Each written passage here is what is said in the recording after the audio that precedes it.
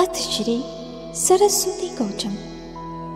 ॐ अस्य श्री सरस्वती कवचस्य प्रजापतिर्ऋषिः बृहति छन्दः शारदाम्बिका देवता चतुर्वर्गसिद्धे विनियोगः।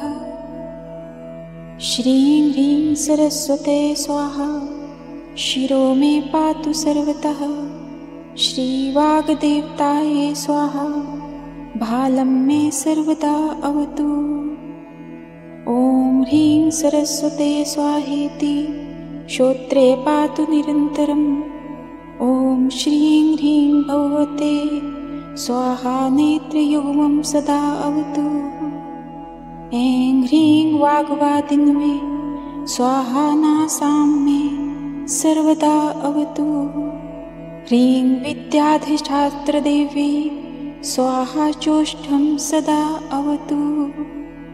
ॐ श्रीं ह्रीं ब्राह्मे स्वाहेति दन्तपङ्क्ति सदा अवतु। एमेत्येकाक्षरो मन्त्र मम कण्ठं सदा अवतु। ॐ श्रीं ह्रीं पातु मे ग्रीवां स्कन्धो मे श्रीं सदा अवतु। ॐ ह्रीं विद्याधिशास्त्र देव्यै स्वाहा वक्षः सदा अवतु। ॐ ह्रीं विद्याधिस्वरूपाय स्वाहा मे पातु नाभिकाम्।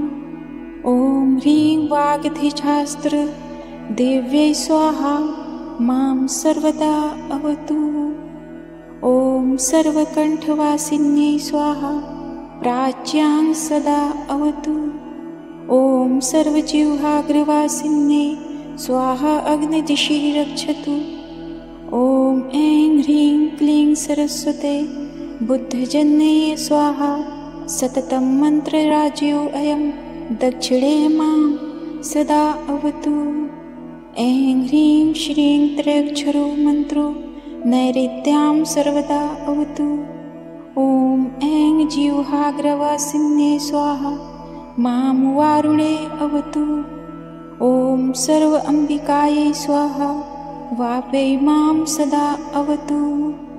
ॐ ऐं श्रीं क्लीं गद्यवासिन्ये स्वाहा मामुत्तरे अवतु। ऐं सर्वशास्त्रवासिन्ये स्वाहैशान्यां सदा अवतु। ॐ ह्रीं सर्वपूजितायै स्वाहा चूर्ध्वो सदा अवतु। ह्रीं पुस्तकवासिन्यै स्वाहा अधो मां तदा अवतु। ॐ ग्रन्थबीजस्वरूपायै स्वाहा सर्वतो अवतु। इति ते कथितं विप्र ब्रह्ममन्त्रोद्विग्रहम् इदं विश्वविजयं नाम कवचं ब्रह्मरूपकम्।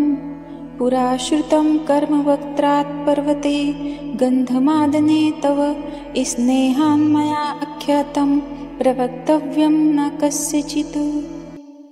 श्रीदेवी भागवते नवम स्कन्धे सरस्वती कवचं सम्पूर्णम्।